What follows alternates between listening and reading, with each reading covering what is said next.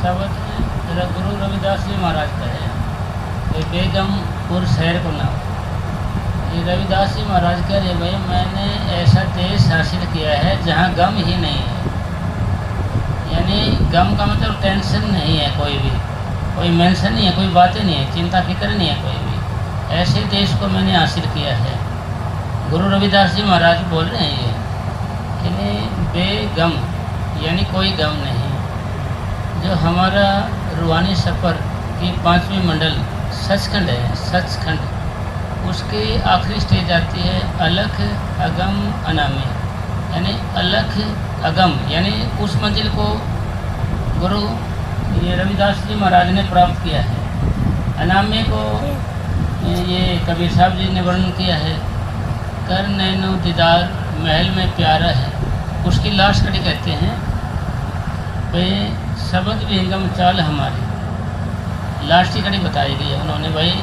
और सतगुरु दे दे तारे अनामी देश के बारे में बताया गया उन्होंने इसमें करना नदीदार महल में प्यारे शब्द में। तो इसलिए भाई बाहर तो अपन ने कोई आगम देखा नहीं है ना जी। बाहर है तो कहाँ देख लो, आप किसी को भी देख लो जी, कहीं भी जाकर देख लो। तुलसी साहब जी कह रहे हैं कोई तन दुखी कोई मन दुखी कोई चित उदास, एक एक दुख सबन को कोई सुखी संत दास। यानी उसने ये समझाया कि भाई एक एक दुख सब को है। फिर सार जो निचोड़ एक नियम मतलब एक खास बात क्या लेना चाहेंगे। गुरु रविदास जी महाराज कह रहे हैं भाई वहाँ उस देश से पहुँचो आप, मैंने वो देश को हासिल किया, आप भी पहुँचो। वहाँ दुख सुख नहीं है, मतलब ना तो दुख का बेरा है ना सुख का पता है।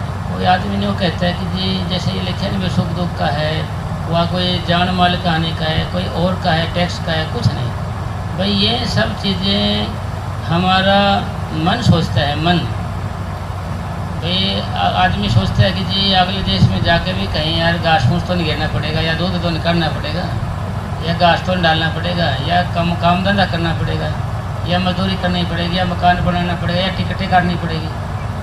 भाई ये सारे प्रश्न कौन करता है? ये सारे प्रश्न हमारा मन करता है। मन हमारा जो है ये हमारे रूहानी सफ़र की दूसरी मंजिल त्रिकुटी से निकला हुआ है। यानी त्रिकुटी में इसका रेजिडेंस है, इसका निवास स्थान है। इसका किसका कि ये ब्रह्म की अंश है, ब्रह्म की। और आत्मा किसकी है? ये सतपुरुष की अंश है, सतपुरुष की। तो जब हम अभ्यास करके यानी हमारे गुरु रविदास जी महाराज ने अभ्यास करके अगम लोक में गए भाई, कोई गम नहीं है वहाँ पर, तो वहाँ मन तो था ही नहीं, तो वहाँ शांति आनी है अपने आप, बिना किसी झिझक के, बिना किसी रोकताक के आनी है कि उस देश में तो है, क्योंकि गम वहाँ है नहीं तो मिलेगा कैसे। जैसे अब ये कबीर साहब जी का दो आता है कि दुख में सिमरण सब करे, सुख में करे न कोई, जो सुख में सिमरण करे दुख काहे का होए। तो कबीर साहब जी कह रहे हैं कि भाई दुख में सिमरण सब करते हैं, सुख में नहीं करता है। इसका बाहरी अर्थ तो ये हो गया भाई आदमी जब दुखी होता है, जब सतगुरु का याद करता है, सतगुरु बचा, सतगुरु ये क्या कर दिया, सतगुरु कुछ को वार मारे को, ऐसे करता रहता है। और ये संतों की जो वाणियाँ हैं, महात्माओं की जो वाणी है, ऋषि मुनियों की जो वेद शास्त्र, इन सब का अर्थ या ज्ञान अंदर जाने का है। अंदर जाने से इनका मतलब निचोड़ सार अंदर जाने से है, उसका अर्थ बाहर निकल देते हैं। तो इसका अर्थ उन्होंने निकाला कि भाई दुख में सिमरण सब करें। दुख किसको कहा गया है? जब हम गर्भ अवस्था में होते हैं, जब उसको दुख कहा है संतो महात्मा ने, उसको दुख कहा गया है। यानी दुख में सिमरण सब करे, यानी सिमरण कैसे करता है वहाँ पर? क्योंकि वहाँ पर ये उल्टा लटका होता है, 100 जन्मों की इसको याद होती है वहाँ पर, और अंधेरी कोठरी में पड़ा रहता है। जठर अग्नि, जठर मैंने पेट, अग्नि मैंने आग, पेट की आग इसको बार बार जलाती रहती है। टट्टी पेशाब की जगह इसका नाक में होता है, वहाँ जगह होती है टट्टी पेशाब जहाँ इकट्ठा होता है, वहाँ पर इसका नाक मुँह होता है बच्चे का, तो इसको बदबू होती है लगातार, उल्टा लटका होता है, अंधेरी कोठड़ी होती है, सौ जन्मों की याद होती है। आपको ऐसे हालत में कि अगर रख दें तो आप कितनी देर ठहरोगे? आप ठहरना तो दूर है, आप इसकी कल्पना भी नहीं कर सकते। हम गर्भ में हमारा ये हाल होता है, वहाँ मन को यानी इसको जीव को या आत्मा को 100 जन्मों की याद होती है कि सतगुरु मेरे को इसमें से निकाल, मैं तेरा नाम जपूँगा। यानी जन्म होने का नाम, जन्म होने का नाम सुख कहा गया है संतों महात्माओं ने, जन्म होने के नाम को। और गर्भ में उल्टा लटके के नाम है इसका को दुख कहा गया है। यानी दुख में श्रीमन सब करे, सुख में करे न कोई। जब इसका जन्म हो गया अब ये श्रीमन नहीं करता। फिर कबीर साहब जी कह रहे हैं कि जो सुख में श्रीमन करे दुख काहे का होए। सुख मैंने यानी जन्म हो गया, अब हमारा जन्म हो गया, जैसे अब हम भजन करेंगे तो ना तो हम गर्भ में जाएंगे, ना ही हमें कोई दुख होगा। न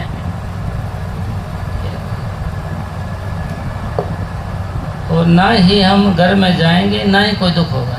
यानी सार ये है। तो ये गुरु रविदास जी महाराज समझा रहे हैं कि भाई वहाँ गमे भी नहीं है, कोई टैक्स भी नहीं है, कोई चिंता फिक्र भी नहीं है, कुछ नहीं। इन चीज़ों को कौन महसूस करता है?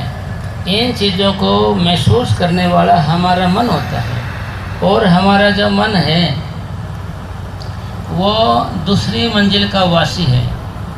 हमारे रूहानी सफ़र की दूसरी मंजिल त्रिकुटी। पहली मंजिल का नाम है सहज दल कवल, दूसरी मंजिल का नाम है त्रिकुटी। जब जीव या हम अभ्यास करके यहाँ तक आ जाएंगे तो मन यहाँ ही रह जाएगा, ऊपर नहीं जाएगा। ऊपर केवल आत्मा ही जाएगी ऊपर। तो ऊपर आत्मा ही जाएगी तो फिर आत्मा तो आनंद है, मस्त है, खुश है, खुश दिल है, गमगीन नहीं है।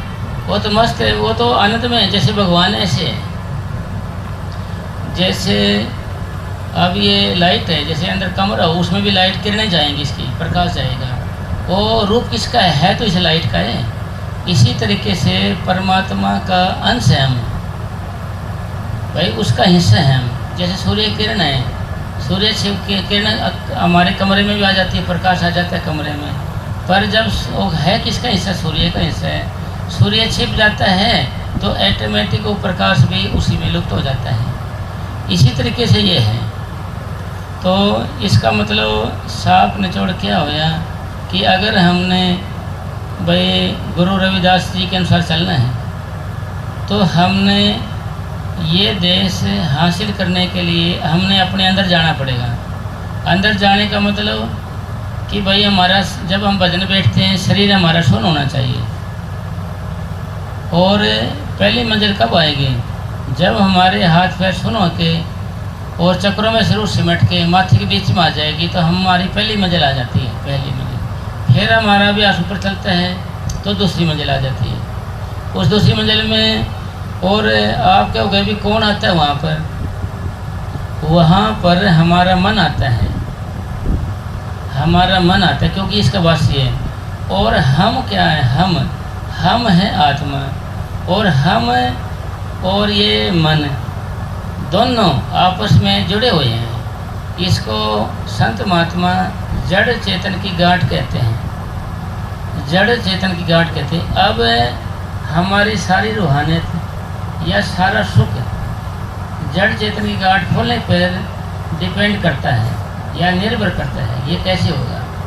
तो इसका सार निचोड़ के आएगा कि जब हम सही ढंग से भजन करेंगे, सही ढंग से अभ्यास करेंगे, तब जो को आँखों के बीच में रखे अभ्यास करेंगे, जब ये चीज़ हासिल हो सकती है। अब हम आप देख लो, हमें 10 साल हो गए, 20 हो गए, 30 हो गए, 40 हो गए साल नाम लिए को, अभी तक तो हमने भाई बेगमपुर देखा नहीं, किसी भी देश में देखा नहीं, कोई चन्ना प्रकाश देखा नहीं, कुछ हो नहीं, क्योंकि हम उसकी ओर अभी चले ही नहीं भाई। अभी हम उसकी ओर, हम बेगमपुर की ओर अभी तक चले ही नहीं।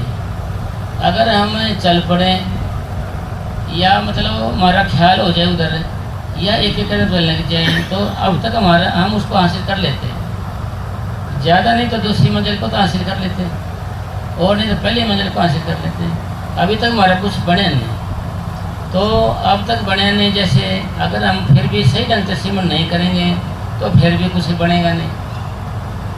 तो सारी बातों का निचोड़ अपन एक ऐसा निकालना चाहेंगे कि भाई कमी कहाँ रह गई। नाम लेके कितने साल हो गए, सारे दिन बाबा बाबा भी करे हैं जी, सारे दिन बाबा बाबा भी रखे हैं। जैसे कबड्डी कबड्डी रखे ना सारे दिन, कबड्डी कबड्डी भी खूब करके रखे, जितना सांस लंबा। फिर चक्कर क्या है, पाड़े तक पहुँचते नहीं, वो लेन होती है उस तक जाते नहीं हैं। तो भाई इसका मतलब सार ये है कि भाई जुबान से बातें करने से रूह नहीं सिमटती, ऊपर ऊपर बातें करने से नहीं रूह सिमटती, भक्ति का दिखावा करने से भी रूह नहीं सिमटती। भक्ति का दिखावा करना नकली फूलों का प्रदर्शन करना है। तो फिर ये बात मतलब कमी क्या रही, कमी यह रहेगी कि हम ढंग से सिमरण नहीं करते।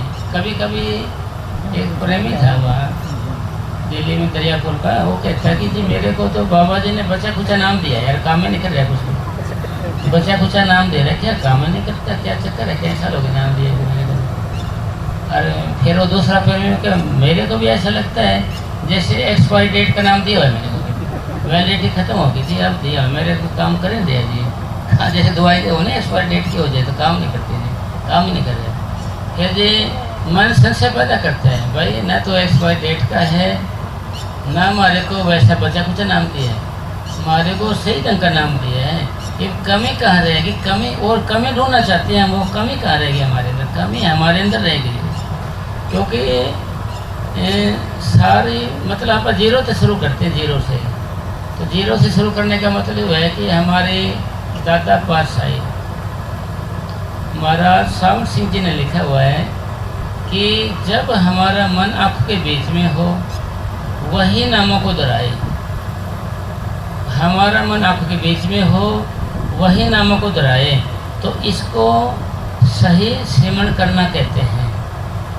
अब आप अपने आप को तोलिए, अपनी सर्च करिए कि हम आँखों के बीच में ध्यान रख के नामों को कितनी देर दोहरा सकते हैं या कितनी देर दोहराया है हमने, तो पता तब चलेगा जी। वैसे दोष देने की बजाय फिर आप आओगे कि जी मैं तो जी 1 मिनट भी आधे सेकंड भी नाम नहीं जपता, ऐसे तो जी आधे सेकंड नाम जपता तो फिर रूह कैसे सिमटेगी, रूह नहीं सिमटेगी तो हमें अंदर के नज़ारे कौन देखेगा। जैसे बाबा जी फरमाया करते थे, कबीर साहब जी का दुआ है कि मन जाता है तो जाने दे, डर रख शरीर, उतरी पड़ी कमान से कैसे चाले तीर। मतलब ये दो हैं, हमें याद कर लिया, ये बाबा जी बोलते थे अपन पका लिया ये। मगर ये मन तो एक ताकत है, एक शक्ति है, ये जो ताकत है यही बाहर बढ़ती रहेगी, ऐसे ही धक्के खाती रहेगी, बाहर का सोच विचार करती रहेगी, बाहर के ख्याल पैदा करती रहेगी। तो अंदर कौन जाएगा, कौन रूहानी नज़ारे देखेगा, तो हमारी मुक्ति कैसे होगी। फिर ये अंदर हम कैसे जाएंगे और कैसे हमारे को तसल्ली होगी, तो हो ही नहीं सकती जी ऐसे तो यही दोहा कबीर साहब ने लिखा है, एक दोहा कि माला तो कर में फिरे, जी फिरे मुकमाई, मनवा तो 10 दिशा फिरे, यह सिमरण ना है। कबीर साहब ये कह रहे हैं भाई ये सिमरण नहीं है। यह जो बात थी ये जब हमें ना मिला था, ये शुरू की बात थी, शुरू की। अब हमें नाम लिए कई साल हो गए, ये बच्चे को स्कूल भेजते हैं, भाई ये जाता नहीं है जैसे, तो फिर नहीं जाता है, तो हम मास्टर कह देते हैं भाई ये पढ़े चाहे ना पढ़े जी, आपको इसको कुछ बोलना मत है, इसको बैठा लिया करो, ऐसे इसकी आदत पड़ जाएगी। उसका मतलब ये था बच्चा सारे साल 10 साल में बैठ के आ जाए जी, तरक्की कैसे होगी जी, BA कैसे करेगा जी, जरा BSc है, BCom वगैरह कैसे करेगा जी, कैसे इंजीनियरिंग होगी, कैसे LLB करेगा, कर नहीं सकता जी कुछ भी। तो इसका मतलब ये था जैसे माला फिरने वाले होते हैं ना, ऐसे कर्म ने हाथ, माला कर्म में फिरे, कर्म ने हाथ में फिरे, राम राम राम करता रहता है। कोई कुत्ता आ गया फिर के कुत्ते को हटाना भाई, फिर राम राम करता रहेगा, फिर के फुड़काने लगे देखना कौन आया है, फिर राम राम करता रहेगा। मतलब कर्म ने हाथ में चले, जीव फिर मुख में आएगी। जीव हमारी मुख में चलती है, मनवा तो 10 दिशा फिरे, यह सिमरन है। ओके, मन तो चारों पासे घूम रहे हैं। कबीर साहब जी कह रहे हैं यह सिमरन है, ये सिमरन नहीं है। तो इसलिए हमने आज से सही ढंग से सिमरन करने की आदत डालनी है। अगर अपन नहीं डालेंगे तो जैसे पहले हमारी उम्र गुजर गई तो बाकी भी गुजर जाएगी, ये नहीं बाकी भी गुजर जाएगी। और संत महात्मा क्या कहते हैं कि आपका काम आपको ही करना है, किसी दूसरे को नहीं करना है। नाम लेके आप 50 साल बैठे रहो, कुछ नहीं बनेगा। 50 साल बैठे रहो, कुछ बनेगा नहीं। इसके अंगेस्ट विरोध कि आप नाम लेके 8 दिन बैठ जाओ, तवज्जो के साथ करो भजन, तो आपको महसूस होगा भाई कोई रुकावट डालने वाला भी है, और कोई नाम जपना चाहता है तो रुकावट भी डालता है, और ढंग से सिमरन करते हैं तो रो भी सी बैठती है। तो आपको मतलब कुछ ज्ञान हो जाएगा। यानी आपका काम, आपका मतलब आप रोटी खाओगे तो आपका पेट भरेगा, दूसरे का नहीं भरेगा। दूसरा खाएगा तो दूसरे का भरेगा, आपका नहीं भरेगा। इसका मतलब सार क्या हुआ कि हमने उस परमपिता परमात्मा का आश्रय लेके ये काम करना है। अगर हमने ढंग से नहीं करा, मान लें, तो हमारी रूह नहीं सिमटेगी। तो गुरुवाणी में लिखा है, गुरु ग्रंथ साहब में, कि जब तक सूरज सिमटे ने मन निश्चल नहीं हुई, जब तक प्यो परसे नहीं, बड़ी विपत्तियाँ हुई। बड़ी समस्या यह है कि जब तक हमारा ये जो आत्मा है यानी सिमटाव नहीं होगा, यानी शरीर शून्य होगा हमारा हाथ पैर, जब तक हमें कुछ मिलेगा नहीं। इसलिए हमने सारी कोशिशें, सारा जोर रूह को सिमटाने में ही लगाना है। रूह को सिमटाने में जोर लगाने का क्या मतलब हुआ कि जब आप एक आसन बैठोगे, अब आपको नाम लिए देखो कितने साल हो गए, अब आपसे पूछा जाए कि भाई एक आसन आपका जम गया, आप कहोगे जी जमे नहीं। भाई कभी तो हम कैसे बैठ जाते हैं, कभी कैसे, कभी सीट टांग, कभी ऐसे, कभी ऊपर कर लेंगे ऐसे टांगों को, कभी नीचे कर लेंगे, कभी सीधी कर लेंगे, कभी कुछ कर लेंगे, कभी गर्दन को कैसे कर लेंगे, करके यानी मतलब नाचते रहेंगे बदन पे। तो इसका मतलब सार ये है कि भाई जो कमी है हमारे में है, हमने अभी तक एक आसन नहीं बनाया। किसी भी काम में सफलता पैदा करने के लिए, सफलता पाने के लिए स्थिरता की जरूरत है। स्थिरता यानी टिकने की जरूरत है। दूध की मलाई जब बनेगी जब दूध को हिलाया ना जाए। दूध को हिलाते रहोगे आप, दूध की मलाई नहीं बनेगी। ये सार है, ये निचोड़ है, यानी दूध का मतलब ये शरीर है, इसको हिलाते जलाते रहोगे तो मलाई नहीं बनेगी। मलाई का मतलब सुन नहीं होगा, सुन नहीं होगा ये। तो इसका मतलब क्या होया कि भाई हमने आज से एक तो निश्चय लेना है। चलो गुरुवाणी में लिखा हुआ है एक लफ्ज़, और हजूर महाराज साहब जी फरमाया करते थे कि गुरुवाणी का एक एक लफ्ज़ करोड़ करोड़ रुपए का है। और हमारे पूज्य परम संत वकील साहब जी महाराज फरमाया करते थे ये कि भाई गुरुवाणी में एक लफ्ज़ का आप अमल कर लो, एक लाइन पर अमल कर लो, आपका बेड़ा पार है। भाई हम गुरुवाणी का ज़्यादा चक्कर में नहीं पड़ेंगे, सिर्फ एक ही बात में अमल करेंगे। एक बात क्या है कि जब तक सूरज सिमटे नहीं, मल नहीं सिमटे, एक बात ये पकड़ लेंगे कि हमने रूह को सिमटाव करना है। जैसे मोहम्मद साहब एक अल्लाह को मानते हैं, मुसलमान लोग हैं, हमारे ये हिंदू लोग 33 करोड़ देवी देवता के मानते हैं। एक पुराने में कहने लगे कि जी 32 या 33 करोड़ देवी देवता, मैं ज़्यादा नहीं, कुछ चाहिए मैंने आपसे, मैं तो जी सारों से एक एक रुपया चाहिए बैठा ले, मैंने तो ज़्यादा नहीं चाहिए आपसे, सिर्फ एक एक रुपये चाहिए जी। भाई एक एक रुपया ज़्यादा लोग नहीं करता, मैं एक एक रुपया जी, अरे एक एक रुपये में 33 करोड़ बन गए थे, तो भाई एक एक रुपया ज़्यादा नहीं दो चाहिए, मैं तो एक एक रुपया चाहिए जी। इसी तरीके से गुरु ग्रंथ साहब से हम तो एक ही चीज़ चाहते हैं कि भाई हमारी रूट सिमटने लग जाए। एक बात पकड़ लेते हैं उसकी, एक बात पकड़ने का मतलब कि भाई हम वो तरीका अपनाए जिससे हमारी रूह सिमटे, क्योंकि जब रूह नहीं सिमटेगी तो हमारी तरक्की नहीं होगी। रूह नहीं सिमटेगी तो मन निश्चल नहीं होगा। मन निश्चल नहीं होगा तो हमारी आदतें नहीं बदलेंगी, हमारा स्वभाव नहीं बदलेगा, हम जैसे हैं न वैसे रहेंगे। ये आप देख लो प्रेमियों को, क्रोधी आदमी होंगे वो बेचारे क्रोधी हैं, थोड़ा छेड़ कर देख लो जी बढ़ के बैठे हैं 1 मिनट में।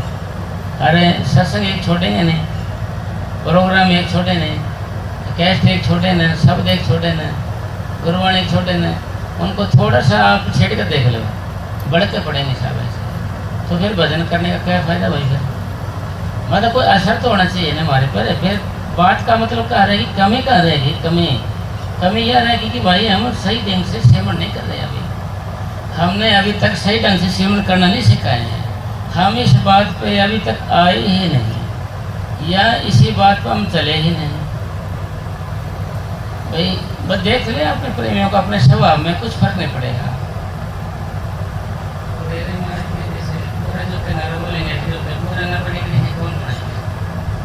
गाँव में और कुछ बात हो जाती है तो मरने लगने की डर करते हैं। हम सोचते हैं भाई ये तो चेहरे कहीं हैं, कहीं चेहरे लगा के रखते हैं प्रेम में, तो मतलब वो जो पसंद लेना हमने न चोट निकाली बात कहाँ है, कमी कहाँ रहेगी? इतना बदल करते हैं जैसे समाज के जाते हैं 1 साल नाम नहीं होती तो चक्कर क्या है? भाषण में चक्कर ये है कि हम ढंग से सेवन नहीं किया, इसीलिए हम आज से सही ढंग से सेवन करना जाना चाहिए। तो उसके लिए क्या है कि हमने एक आसन बनाना है, एक आसन। ये अक्सर लोग ज़्यादातर अभी इस आसन में बैठे हुए ऐसे बैठे, ज़्यादातर ऐसे बैठे हैं मोस्टली। तो इससे क्या होगा, थोड़ी देर में आदत होने लगती है, थोड़ी देर में आदत होने। तो क्या करेंगे, इसी को हिलाएंगे फिर इसको हिलाएंगे, फिर वो तो जमेगा ही नहीं, बड़ाई कैसे आएगी? वो तो हिलाने लग गया ना, हिलाने लग गया। मतलब इसको मतलब है कि इसको जो ये है ना, इसको हमने यहाँ कर लिया, यहाँ कर लिया, इसको बाहर निकल लिया ना, मतलब यानी एक पैर को आगे कर लिया, एक आगे एक पीछे। तो जो बायां पैर है, जैसे ये बायां पैर को अंदर रखना है, दाएं ने बाहर रखना है, इसको थोड़ा दबा कर रखते हैं। कोई खान भगवान कपड़े तो मांगते हैं, इसको थोड़ा दबाव दे कर रखते हैं, नाम आता है थोड़ा ये नीचे नाम आता है। यानी एक आसन बन जाएगा आपका। तो ये ध्यान रहे आसनों से कोई मतलब नहीं कह रहे कि हम जीरो से करते हैं ना, जीरो से जरूरी है। आसन का अर्थ या आसन की परिभाषा या आसन की डेफिनेशन क्या होती है? तो शरीर की ऐसी हालत, ऐसी अवस्था जिसमें हम लंबे समय तक बिना दर्शाए बैठे रहें, उसको हम आसन कहते हैं। भाई हमारा समय भी लंबा होना चाहिए, जल्दी जल्दी दर्द नहीं होना चाहिए, चुभ है ना हमारे कुछ ऐसे कुछ, क्यों अगर ये चुभता रहेगा तो हमारा मन फिर यहीं आ जाएगा, इधर है। तो इसलिए हमने एक आसन, भाई ज़रूरी नहीं आपने ये बनाना है, आप इससे ज़्यादा बैठ सकते हो, आपने उसी में रखना है। भाई टांग में प्रॉब्लम है तो सीधी टांग कर बैठो, शर्त ये है कि सीधी टांग करके बैठ के तो बैठ ही गए। और रीढ़ की हड्डी है जो हमारे, इसको अकड़ना नहीं है और खींचना ऐसे भी नहीं खींचना, ऐसे ऐसे आपने खींचना, आप अपने आप होता है तो आपने कुछ करना भी नहीं। भाई आपने तो आराम से बैठ जाना है। और हाथों को कुछ प्रेमी ऐसा कर लेते हैं, भाई ऐसा करते हैं थोड़ी देर में पसीना आएगा, खारिश होगी, फिर ऐसे खोलेगा आदमी। ये पहले दे दो, इनसे कोई मतलब नहीं आता होता, ऐसे रखते आराम से पड़े रहेंगे, इसको इसे कोई मतलब नहीं आता होता हमारे को, आराम से गिरो इनको। फिर रीढ़ का दिवा करना नहीं है और गर्दन को झुका कर बैठना है, ये ध्यान रहे। गर्दन को सीधी रखना है आपने। अगर गर्दन को सीधी नहीं रखेंगे, ऐसे करेंगे, झुका देंगे, तो इसका मतलब क्या होया, ये आगे चक्कर है हमारा माथा, आगे यहाँ है, अब हम यहाँ हैं। तो ऐसे झुकने का मतलब यहाँ से ध्यान फिसल के कंठ चक्र में आ गया, कंठ यहाँ नीचे आ गया, फिसल के ध्यान यहाँ कंठ चक्र में आ गया। इसको दुनियादार के लोग हल्की नींद कहते हैं, जहाँ से समय सपने आने लगते हैं। और संत मत में कहते हैं कि भाई ध्यान आ गया चक्कर से फिसल के कंठ चक्र में आ गया है आपका, फिसल गया ध्यान आपका। ध्यान का फिसलने का मतलब आप नीचे आ गए, चढ़ना आपने ऊपर है। तो इस तरीके से हो गया, आप इतनी बात हो गई। फिर ये करना है कि हमने उस परम पिता परमात्मा के आगे प्रार्थना करनी है। बैठ गया सारा उसी ढंग से कि मालिक दिन भर का काम तेरे हुक्म से हुआ, तेरी शक्ति और संपत्ति के सहारे हुआ, जो किया तुमने किया, मैंने कुछ नहीं किया। हे सतगुरु, हे मालिक, अगर मैं कुछ करने वाला हूँ तो मैं तेरे से अब तक बिछड़ा हुआ ना होता। मतलब सतगुरु अगर प्रार्थना करनी है आपने, आपके दिल की बोली है ये भाई, आपके दिल की बोली, जैसा आपके अंदर से भाव आए, रटिटाई नहीं, जैसा भी है।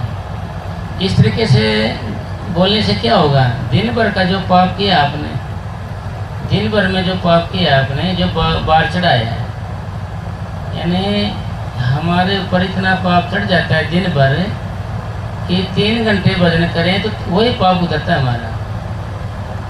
तो इस तरीके से हमने प्रार्थना करने से क्रियामान कर्म नहीं लगेगा आपको, क्रियामान कर्म नहीं लगेगा ऐसे रोज़ रोज़ बोलने से। मस्ताना जी महाराज फरमाया करते थे कि तुम्हारे अंदर जिंदा राम बैठे हैं, तो दिन भर का सारा पाप उसी के ऊपर डालो, दिन भर का पाप उसी के ऊपर डालो, अपना रोज़ का पाप उसी पर डालो। वो बार उठाने वाला है आपके अंदर है, आप अपने ऊपर ले लेते हो, हर एक चीज़ अपने ऊपर ले लेते हो, आप कर्ता बन जाते हो, कर्ता बन जाते हो तो उसका भोक्ता ही बनोगे आप। जैसे 10 रुपये सेवा के दे मान ले, या कुछ सेवा करें, काम किया, कुछ दिया। कबीर साहब ने लिखा है, दिया भला किया बहुत किया उपकार, जो कोई कहेगा मुझ दिया बहुत सहेगा मार। फिर उस पर मार पड़ती है, क्योंकि 1 रुपया जब पैदा होता है, जब 100 पाप किए जाएँ, 1 रुपया सैकड़ों पापों का मूल होता है।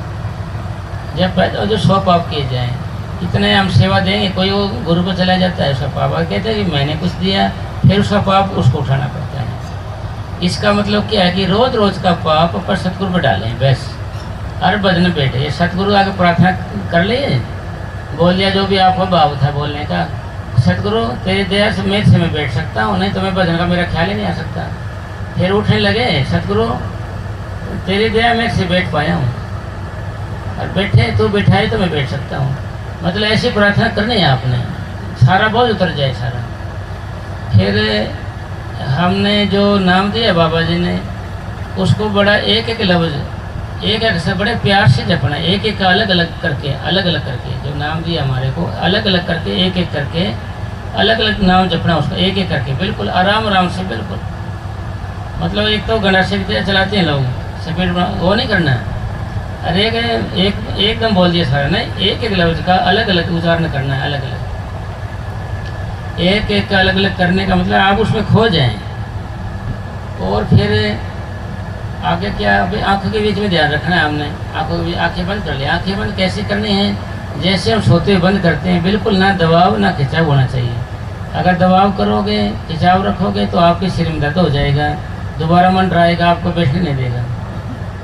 तो वही करके ध्यान अपने नामों को दोहराना शुरू करेंगे आप। तो एक एक अक्षर का बिल्कुल प्यार से, ये नहीं बोझ नहीं रखना आपने, जैसे अपने आप करना अपने काम, जो कैसे करना है, यानी तवज्जो देनी पूरी आंखों के बीच में। कैसे देनी है, जैसे हम गाड़ी चलाते हैं तो ध्यान आगे रखते हैं, बिल्कुल स्टेरिंग पूरा तवज्जो देते हैं, पूरा ध्यान वही रखते हैं। या फोटो बनाने वाला पेंटिंग करता है, बिल्कुल ध्यान वही रहता है, सांस भी रोक लेता है, पूरा ध्यान रखता है। ऐसे ही हमें आँख बंद करके ऐसे ध्यान रखना है, हमें ध्यान रखना पूरा, अच्छे से देखना अंदर। जैसे तवज्जो बाहर डालते हैं, मैनेजर साहब जी महाराज, हमारे पूज्य परम संत मैनेजर साहब जी महाराज फरमाते थे कि ये तवज्जो है, यह ध्यान है, यह एकाग्रता है, यह एक शक्ति है जो तुमने बाहर फेंक दी। जैसे पेंटिंग वाला पेंट करता है तो अंदर है वो तवज्जो बाहर फेंकती, जहाँ लगाई देख लो कैसे फोटो बना देता है।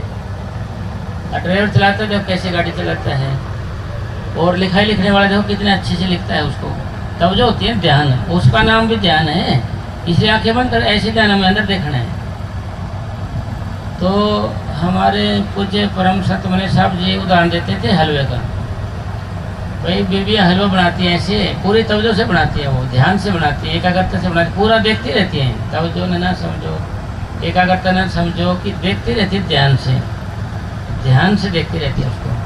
तो अगर ध्यान से बनाएंगे तो हलवा पक जाएगा बढ़िया। अगर ध्यान से नहीं, उधर ध्यान कर लिया, कभी इधर कर लिया, तो चाहे तो कच्चा रह जाएगा, जल जाएगा वो, चाहे तो कच्चा पका रह जाएगा या जल जाएगा। तो इसी तरीके से मतलब ये तब जो हमने बाहर फेंकी, ये शक्ति है, मतलब ये हमारी, ये शक्ति हमने अंदर देनी है। जिन्होंने इस ताकत को बाहर लगाया वो उसमें कामयाब हो गए। पढ़ने वाले बच्चे देखो कितने तवज्जो देते हैं, पेंटर कितनी तवज्जो देते हैं, ड्राइवर कितनी तवज्जो देते हैं, मूर्तिकार कैसे खींचता लगा ही रहता है उसके अंदर। ये तवज्जो, यही तवज्जो हमने अंदर देनी है। अंदर तवज्जो देने लग जाओगे, आप देखने लग जाओगे, जैसे बदन बैठ के ऐसे ध्यान करके करने लग जाओगे, ऑटोमेटिक है आपका ये। और हमारा ये भ्रांति है कि हम ज़्यादा नहीं बैठ सकते, हमारा ये भ्रांति है, वहम हो गया है। तो हमारे ऋषि मुनि देखो कितना बैठे रहते थे, हमारे ऋषि मुनि देखो कितनी देर तक बैठे रहते थे, दिमाग भी लग जाती थी उनको, वो कैसे बैठे रहते थे। इसका मतलब क्या है कि भाई थोड़ा वजन करेंगे ना, थोड़ा वजन ये तो मुश्किल है, और ज़्यादा वजन करेंगे ये आसान है। आपको ये कैसे कि जैसे पहले आप बैठे आराम से, तो आपको दिन भर के ख्याल ख्याल ज़्यादा आएंगे, दिन भर के ख्याल, यानी उनको चाहे प्रबल ख्याल कहो वह ज़्यादा आएंगे। वो आपको नाम दोहराओगे उधर वो ख्याल आएंगे, आपको बैठने नहीं देंगे, वो आपको बैठने नहीं देंगे, बिल्कुल नहीं बैठने देंगे। फिर भी आप बेशर्म होके आप फिर भी बैठे रहो, जो ख्याल आवे आने दे, जाने दे, कुछ भी हो आप बैठे रहिए।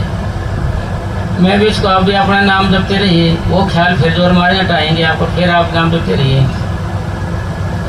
और ख्याल से ख्याल कटेगा, ध्यान से ध्यान कटेगा। जैसे हम सतगुरु का अंदर ऐसे ध्यान करते हैं तो और के ख्याल आते हैं हमें, सतगुरु जैसे स्वरूप आता है तो औरों के स्वरूप नहीं आएंगे, कट जाएंगे। बाबा का सिमरन चालू रखेंगे तो औरों की बात याद आनी आएगी, वो कट जाएंगी, यानी गुण है इसके अंदर। तो इसलिए हम आँखों के बीच में ध्यान रहे, वही नामों को दोहराते जाएंगे तो हमारे अंदर ताकत पैदा होएगी। कब? जैसे आप फिल्म देखते हो तो 2-2.5 घंटे की होती है, फिर दी एंड लिखा जाता है। इसी तरीके से आप 2-2.5 घंटे बैठोगे भजन पे, अभ्यास करोगे मान ले, तो फिर आपके ख्याल हैं, विचार हैं, ये बिल्कुल कम से कम होते जाएंगे, ख्याल आएंगे जाएंगे। फिर वो फिल्म दोबारा चल पड़े तो आप क्या कहोगे, नौकर जी ये तो देख रहा कि आपको अच्छी नहीं लगेगी। भजन बैठोगे आपको फिर वही ख्याल करेगा, मन ईर्ष्या के, वैर के, विरोध के, निंदा के, चुगली के, खाने के, लाभ के, वही ख्याल पैदा करेगा। आप कहोगे कि ये तो मैं गया था पहले, ये तो मैं देख के आया हूँ, ये तो, और अभी तो ईर्ष्या तो करी थी, अभी फिर वहाँ पहुँच गया। फिर आप इसको पकड़ने लग जाओगे, फिल्म दोबारा देखिएगा आपको पकड़ने मारने लगे। यह भी एक फिल्म है भजन, फिर पकड़ने लग जाओगे, भाई अभी तो वहाँ गया था, फिर वहाँ चला गया, फिर रोकने लगे आप, फिर क्या करने लगे, आपको ये आदमी पकड़ने में आ गया। भाई आपने इसके बारे में जानकारी होगी, या इस फिल्म के बारे में जानकारी होगी, भाई कॉमेडी आएंगे, गाने आएंगे, लड़ाई झगड़े आएंगे, पता लग गया आपको, ऐसे इसका पता लग जाएगा आपको। फिर क्या है, फिर सेकेंडों का काम है। फिर भाई पहला जैसे आप बैठे 1 घंटा, वो 1 घंटा आपको ऐसा लगेगा जैसे आपको 5 घंटे हो बैठे में। फिर उससे अगला घंटा ऐसे लगेगा जैसे आपको 20 मिनट हुए हैं। अगला घंटा बैठा कि नहीं करते, बात अभी तो बैठा था। कब? जब आपने ये अभ्यास किया, यानी कौन सी चीज़ है जो हमें बैठने नहीं देती, कौन सी चीज़ है, वो चीज़ हमारे ख्याल हैं, विचार हैं, आपके ख्याल हैं, विचार हैं। और ये जो सिमरन है, जो सिमरन, यह विचारों को काटने की दवाई है, यह दिल के शीशे का झाड़ू है, यह कमरे का झाड़ू है, सफाई करने की, कमरे को साफ करता है। यानी अब आपसे पूछा जाए मन क्या चीज़ है, हाथी है, घोड़ा, गधा, क्या है? मन एक विचार है जो सतूल शरीर में उभरता है। सतूल शरीर का मतलब इस शरीर को हम सतूल शरीर कहते हैं, जिसको हम पकड़ सके, जो दिखता है, बांध सके, पकड़ सके इसको, सूक्ष्म शरीर किसको कहेंगे? जैसे हवा है सूक्ष्म है, लाइट है सूक्ष्म है, जिसको हम पकड़ नहीं सकते, बांध नहीं सकते। फिर जैसे हम ऐसे रुक जाएंगे, फिर नींद में आ जाएंगे ना हम, जब सूक्ष्म हो जाते हैं। तो यानी मन स्थूल शरीर के अंदर ख्याल के रूप में उभरता है, आपको विचार ही आएंगे, इसलिए आपने डरना नहीं है। आपने बैठ जाना है, कभी कोई ख्याल आएगा, कभी कोई ख्याल आएगा, कभी कोई ख्याल आएगा, कभी कोई, आप आने देना, डरना मत इससे। आप बैठे रहिए, आप नामों को दोहराने का ख्याल रखिए आँखों के बीच में से। फिर अवस्था कौन सी आएगी आपकी बैठे बैठे रहने से? फिर आप बैठे हो ना ऐसे आराम से, फिर ऐसे शरीर आपका ऑटोमेटिक ऊपर खींचने लगेगा, ऑटोमेटिक। आपने नहीं करना ये जो ही आपका शरीर ऑटोमेटिक ऊपर खींचने लग जाएगा तो आपका ऑटोमेटिक ध्यान आपके बीच में आएगा ढंग से। फिर आपके कल्पना, विचार, ख्याल या मन की भागदौड़ कम होने लगेगी। जो आप करोगे तो आपको अंदर से ताकत मिलेगी। अब आपको नाम जपना ऐसा लगता है जैसे कि आपको बहुत भारी वजन उठाना पड़ रहा है, बहुत ज़्यादा भारी काम करना पड़ रहा है।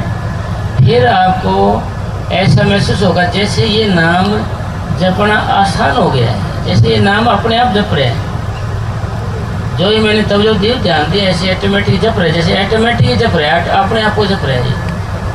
कब है? जब आपका ध्यान ऐसे आने लगेगा, ऐसे बैठे रहेंगे फिर नहीं, इसलिए फिर की बात नहीं करें, फिर ध्यान ऊपर आई ऐसे।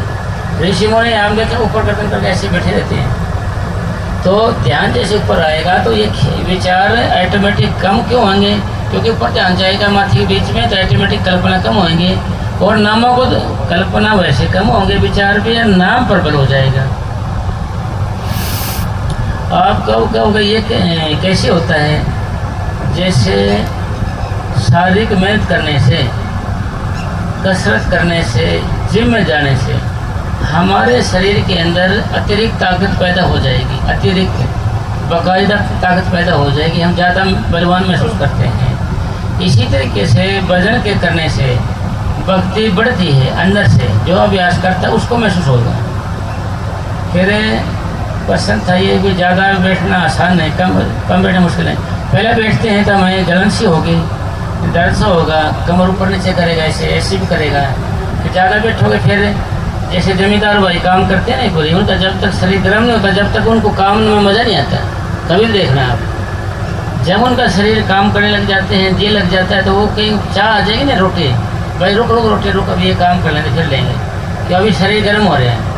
हम गाड़ी का मौसम कहते हैं, मौसम बन गया गाड़ी का भाई, अभी ऐसे शरीर का मौसम, ऐसे ही वजन का मौसम बनता है आदमी का। मतलब बात एक है, यानी वजन से वजन बढ़ता है। स्वामी जी महाराज ने लिखा है कब बढ़ेगा ये? जब ऐसे बैठोगे ध्यान ऊपर आएगा, ऐसे बैठोगे जब ऑटोमेटिक बढ़ेगा ये, यानी कुदरती तौर पे है, आपका भी कोई जोर नहीं इसके अंदर।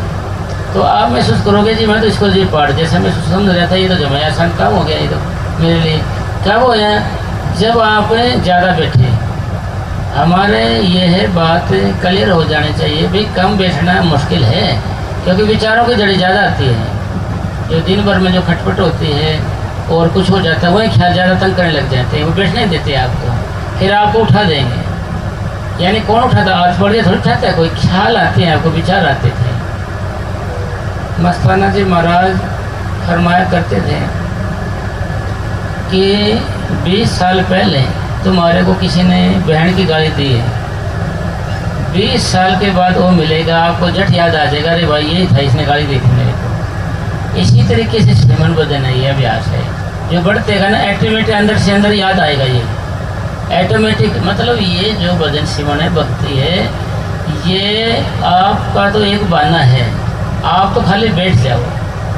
काम यानी आपने हालत कौन सी पैदा करनी है कि ये मैं देख सकूं कि ये अपने आप जब तक कैसे जा रहे हैं, अपने आप कैसे जप रहे हैं, या आसान कैसे हो रहे हैं। ये आसान का मतलब और थोड़ा सा डिटेल में लेते हैं। जैसे पहले वाला बच्चा होता है, उसको कहीं तो भाई पढ़ाई कर, पढ़, वो जुबान से बोलेगा, ए बोलेगा, आ बोलेगा, ई बोलेगा, ऐसे बोलेगा, बहुत जोर जोर पे बोलेगा, मुँह बंद करने।